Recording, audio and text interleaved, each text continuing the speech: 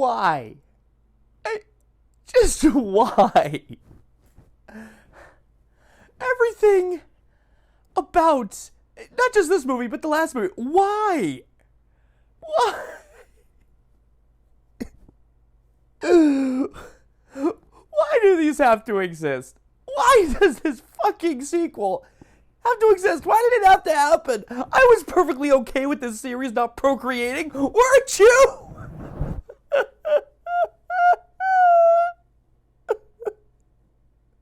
50 Shades Darker is the obvious sequel to 50 Shades of Grey, a piece of shit that came out in 2015 and was the worst film of that year for me.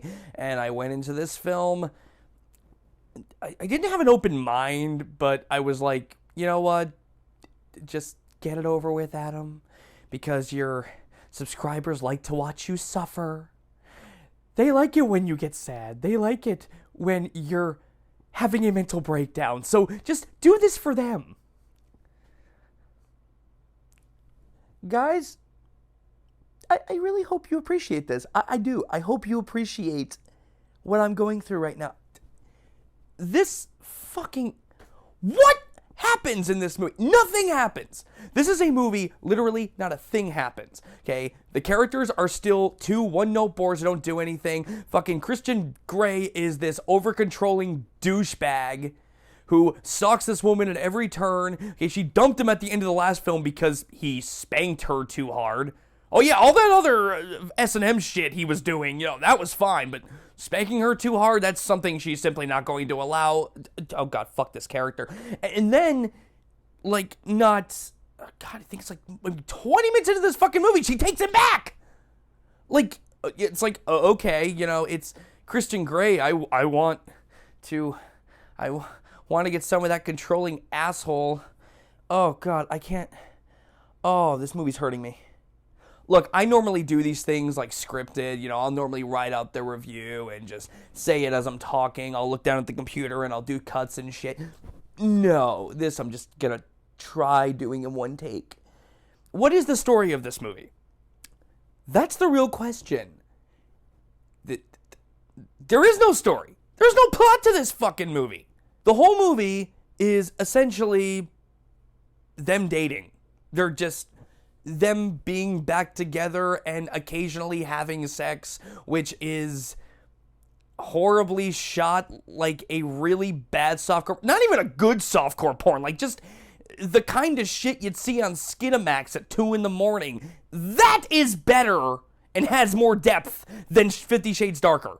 Okay, that's... Wow. You have Dakota Johnson, who is gorgeous. You know what, movie? I don't care how many times you show her naked. I can go on the internet on Google Images and look up that shit. I don't really care. And I mean, the sad thing is the sex scenes, they aren't even really shot that well. It's bad. It's just bad. And Christian Grey is this controlling asshat. And I stand by my statement that if this guy was poor and he did the shit that he does to Anastasia in this movie, no woman in the world would find that charming. They just call the fucking cops. There's one line of dialogue in this movie where he actually turns to her and says, "For once, can't you just do what you're fucking told?" She's been doing what you've been saying the entire fucking movie. You fucking piece of shit. I'm sorry, I will never understand how women can like this. This movie, it sets women back at least 100 fucking years.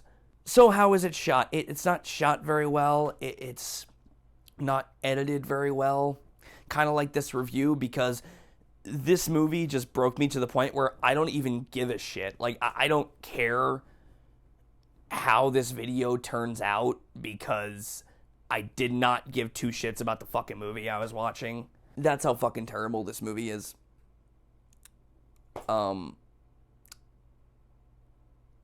Christian Grey is creepy. Anastasia Steele is a useless fucking waif. The whole plot of this movie is just them being back together, and occasionally an old submissive of Christian Grey's will show up to start some shit. It adds nothing. They try to throw this whole, like, crash in the movie to add to the tension, I guess, but it turns out that Christian Grey's fine, like, not 5 minutes later in the movie, so who cares? Yeah, guys, listen, I know you probably expected a more in-depth review. There's nothing to go in-depth about for this fucking film. There is absolutely nothing worth seeing this fucking movie for. Like, honestly, guys, Lego Batman movie comes out this weekend. John Wick Chapter 2, which I have seen, it's fucking amazing, comes out this weekend. I actually purchased a ticket for John Wick Chapter 2 and walked into this film so I could review it for you people, and I regret it. I really do. I wish I had just seen John Wick 2 again. So if this film beats either one of those at the box office, I'm just going to assume that we have failed as a species and that the human race we're just done. We're just done. There's no hope for us if this beats out either one of those films at the fucking box office. Honestly, guys, don't see this movie. I just want it to bomb because I can't sit through another one of these. I'm trying to figure out, like, can I survive another one of these? That a movie that claims it's so sexy and it's doing all these naughty things, but it's not at all. It's like a horribly done softcore porno. And there's nothing to be excited about. There's nothing to be invested in. The characters are all terrible. And this doesn't surprise me because the entire story started as a fucking Twilight fanfiction. E.L. James created Twilight fanfiction and then just changed some of the names, and thus we had a 50 Shades of Grey trilogy. And you know what? Fuck this movie. I'm done talking about it. This movie's getting an F, obviously. To fucking hell with this movie. I cannot... Like, guys,